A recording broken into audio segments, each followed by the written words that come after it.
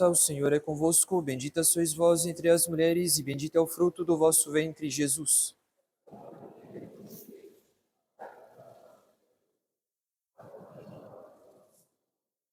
Divino Menino Jesus, Nossa Senhora do Rosário, São José, em nome do Pai, do Filho e do Espírito Santo. Amém.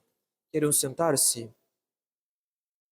Quando o espírito imundo saiu de um homem, anda errando por lugares áridos à busca de repouso e não o encontra. Então diz: voltarei para minha casa, donde saí. Há 2 semanas nós fizemos uma comparação entre o pecado da impureza e os sacramentos de Nosso Senhor, como se esse pecado fosse um antissacramento. Nós sabemos que há 3 sacramentos que imprimem caráter, a saber, o batismo, a crisma e a ordem. O caráter é um selo que Nosso Senhor imprime em nossa alma. O caráter é um sinal que marca para sempre a alma no momento que ela recebe esse sacramento. Esse selo, esse sinal, que é o caráter, serve para capacitar a alma para a graça.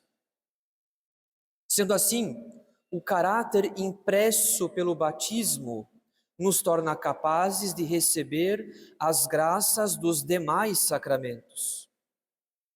Em seguida, o caráter impresso pela crisma nos torna capazes de testemunhar a fé como soldados de Cristo e receber com ainda mais perfeição as graças dos demais sacramentos.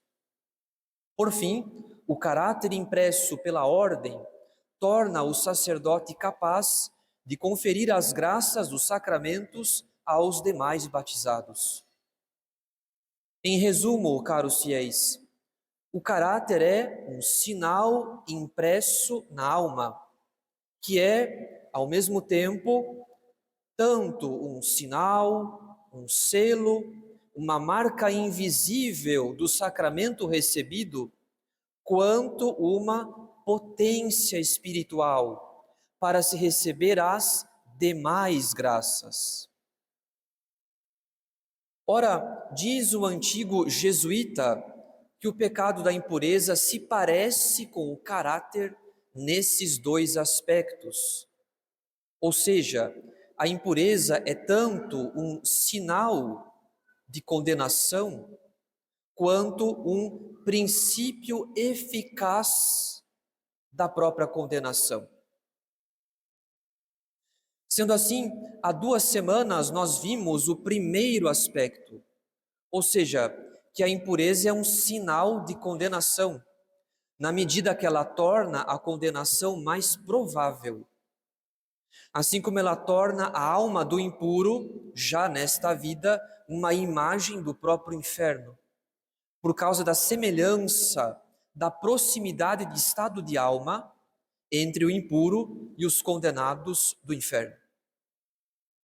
Hoje nos resta considerar o segundo aspecto, ou seja, que a impureza é um princípio eficaz de condenação, não apenas um simples sinal de condenação. Ora, se a impureza é um princípio eficaz de condenação, isso significa que ela pode conduzir uma alma à impenitência final, sendo que a impenitência final é a porta de entrada da condenação. No inferno, os condenados já não podem mais fazer penitência pelos seus pecados. Ou seja, eles não podem mais se arrepender, eles estão confirmados para sempre em sua culpa e em sua pena. Pois a impureza conduz progressivamente uma alma à impenitência final, que é a porta de entrada da condenação. Na verdade, não há pecado mais oposto à penitência do que a impureza.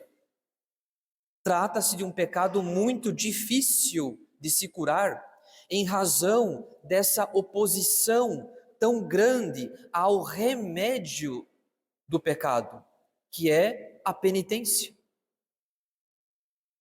É por causa da oposição tão radical entre impureza e penitência que Tertuliano, padre da Igreja do segundo século, Tertuliano não acreditava que houvesse perdão para os pecados de adultério e fornicação após o batismo.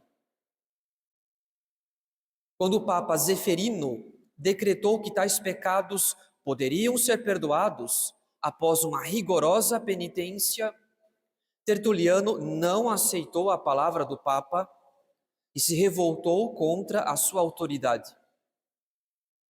Afinal, segundo Tertuliano, os pecados contra a pureza eram menos excusáveis que a apostasia daqueles que recuavam e negavam o martírio naquele tempo de perseguições romanas. O argumento de Tertuliano era simples. Enquanto que os apóstatas eram cristãos que, por temor das torturas dos romanos, preferiram renunciar, preferiram negar a fé em Jesus Cristo, do que sofrer os tremendos suplícios do martírio.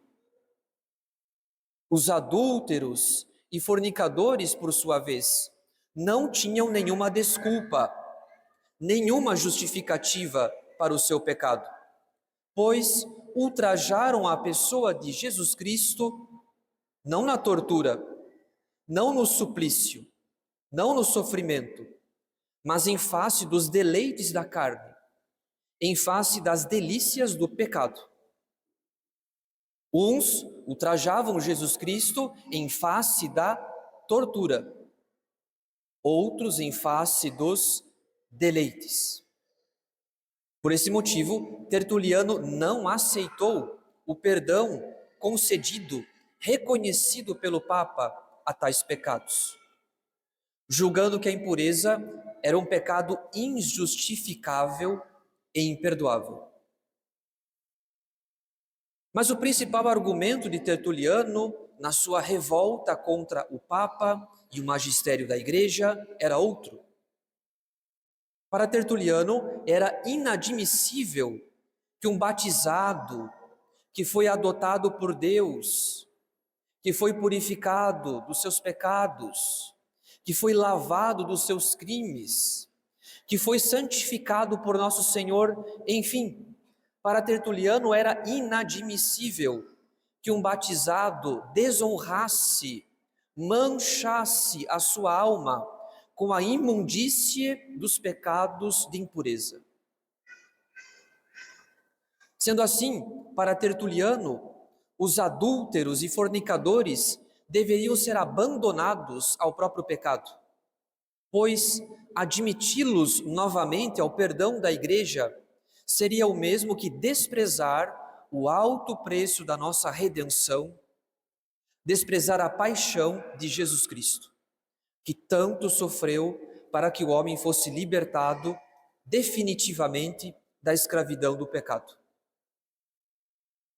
Em outras palavras, para Tertuliano, perdoar o pecado de impureza após o batismo seria o mesmo que lavar com o preciosíssimo sangue de nosso Senhor uma alma que já foi lavada, que já foi purificada, que já foi santificada, e mesmo assim retornou à imundície que vivia antes do batismo.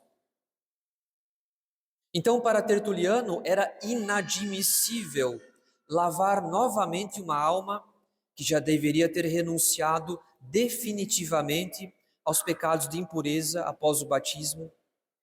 E isso seria o mesmo que desprezar o preciosíssimo sangue de nosso Senhor.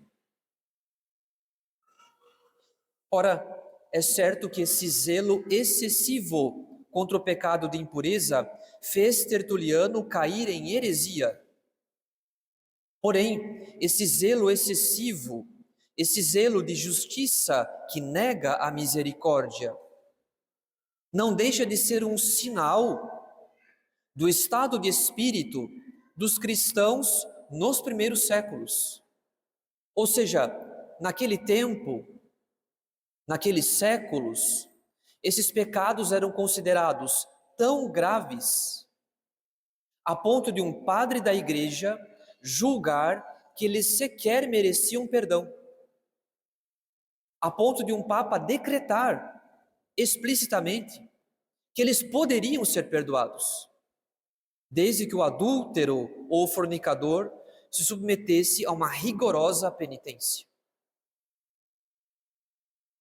Na verdade, caros fiéis, não há pecado que nosso Senhor não possa perdoar na sua infinita misericórdia. A impureza tem perdão, a impureza tem remissão, como todo e qualquer pecado. Porém, é o impuro que costuma se excluir ele próprio da infinita misericórdia de nosso Senhor. Em outras palavras, o pecado tem perdão, mas é o pecador que muitas vezes se exclui ele próprio desse perdão, permanecendo na impenitência por culpa própria, por vontade própria. Nosso antigo pregador jesuíta cita 3 motivos pelos quais o impuro se exclui ele próprio da divina misericórdia. Em primeiro lugar, nenhum outro pecado expõe mais o pecador às recaídas. E isso nosso Senhor afirma Ele mesmo quando trata do demônio imundo, pois o demônio diz no Evangelho: voltarei para minha casa donde saí. Em outras palavras, mesmo depois de desterrado, o demônio imundo ainda se considera proprietário daquela alma, pois presume que, se tentá-la mais uma vez, e outra vez, e outra vez, é uma questão de tempo para ter a sua casa de volta. E uma vez que ele retorna a essa alma, com outros 7 espíritos, diz o Evangelho que o último estado daquele homem torna-se pior que o primeiro. Em seguida, o segundo motivo pelo qual o impuro se exclui ele próprio da misericórdia divina é que nenhum outro pecado expõe tanto o pecador ao desespero do que a impureza. São João Crisóstomo ensina que o impuro se desespera da sua conversão, porque duvida do seu arrependimento, temendo cometer um sacrilégio contra a confissão, temendo cometer uma mentira ao Espírito Santo, o que muitas vezes o afasta do sacramento, por não estar seguro do seu arrependimento. Além disso, o impuro se desespera da sua perseverança, pois ele teme as recaídas, sobretudo após ter tentado tantas e tantas vezes e recaído tantas e tantas vezes. Mas o pior, segundo São João Crisóstomo, é que o impuro se desespera do próprio Deus, por ter abusado da sua misericórdia e da sua paciência tantas e tantas vezes, temendo não ser mais digno de perdão. E por fim, o impuro se desespera de si mesmo, porque após ter pecado tantas e tantas vezes, ele se considera incapaz de amar o bem, incapaz de querer a sua santificação. E ele vê um abismo entre a imundície da sua alma e a santidade infinita de Deus, e assim cai no desespero. Em resumo, desespero da própria conversão, desespero da perseverança, desespero de Deus e de si mesmo. Em seguida, o terceiro e último motivo pelo qual o impuro se exclui, ele próprio, da misericórdia divina, é que nenhum outro pecado mantém o pecador tão preso ao hábito de pecar. Na verdade, não faltam circunstâncias para facilitar o hábito da impureza. As ocasiões de pecado são mais frequentes. A inclinação da nossa natureza ferida é mais violenta nessa matéria. As impressões que o pecado deixa em nossa imaginação e memória são mais fortes. Portanto, mesmo quando uma alma quer abandonar o pecado, se ela escolhe não romper com as causas do pecado e com as ocasiões perigosas de pecado, nesse caso, o hábito de pecar não é plenamente vencido e desenraizado, e assim a impureza retorna com certa facilidade nessa alma.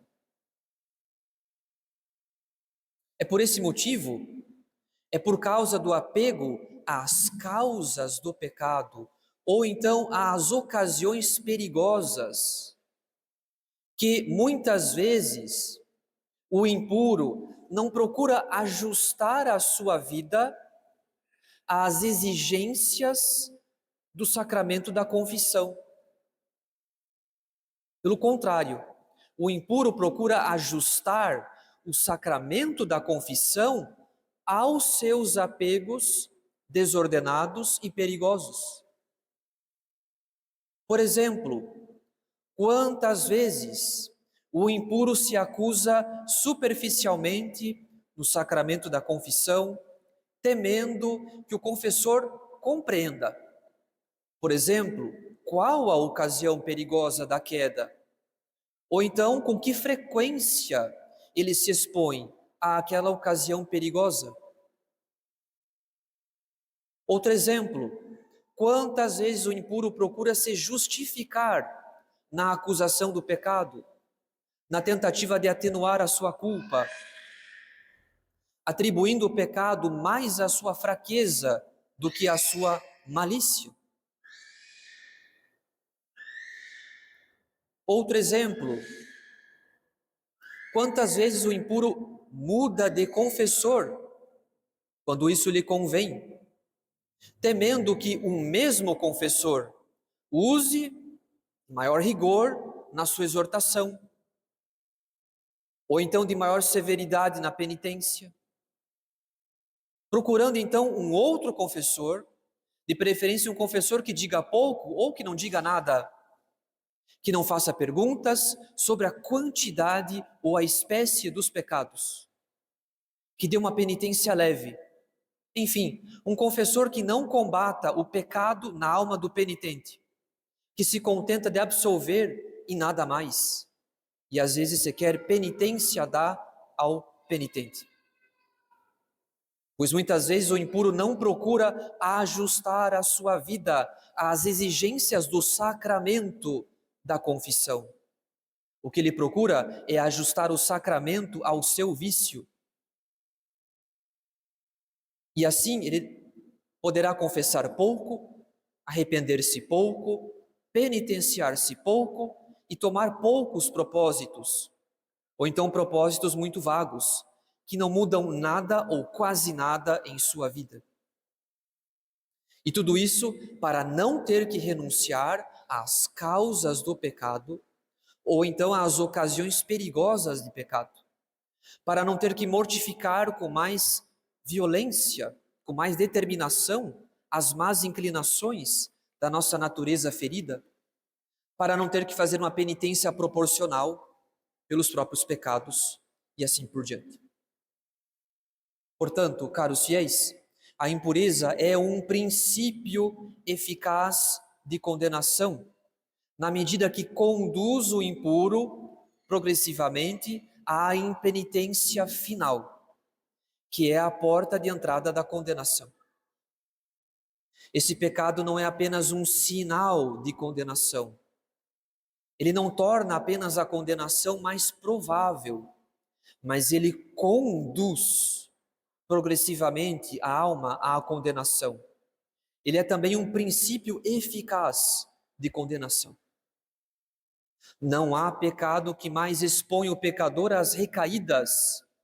Não há pecado que mais expõe o pecador ao desespero. Não há pecado que mais mantém o pecador no hábito de pecar. Esse pecado possui perdão, pois nosso Senhor pode perdoar todo e qualquer pecado. Porém, em razão da gravidade e da malícia desse pecado, é o pecador que muitas vezes se exclui ele próprio da misericórdia de Deus, fugindo da confissão, fugindo da penitência, permanecendo na impenitência e assim preparando, dia após dia, a própria condenação. Não há como vencer esse pecado senão tomando a determinação séria, firme e sólida de vencê-lo definitivamente. É por esse motivo que estamos nesse tempo especial da graça, que é a Quaresma, para fazer todos os esforços possíveis e necessários a fim de erradicar esse vício e desterrar o demônio imundo da nossa alma, sempre com o auxílio da graça, pois em última instância, nossos esforços não passam de uma cooperação com a graça. Em última instância, é nosso Senhor que erradicará esse vício e desterrará o demônio imundo da nossa alma. Então, nenhum esforço seria eficaz sem o auxílio da graça. Enquanto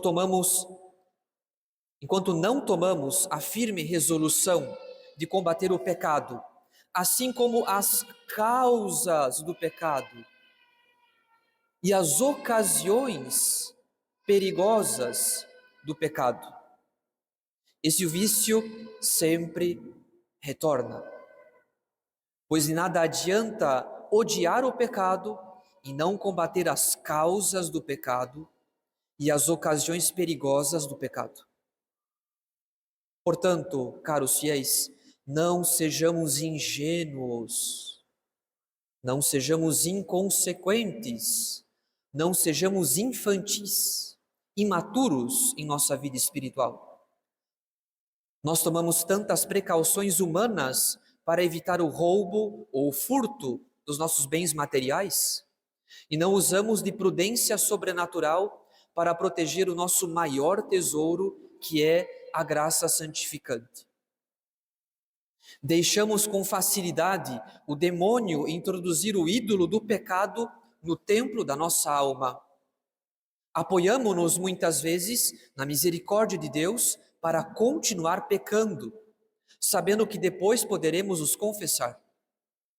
Pecamos com ainda mais ardor antes da confissão, para satisfazer ainda mais o vício antes de ter que abandoná-lo.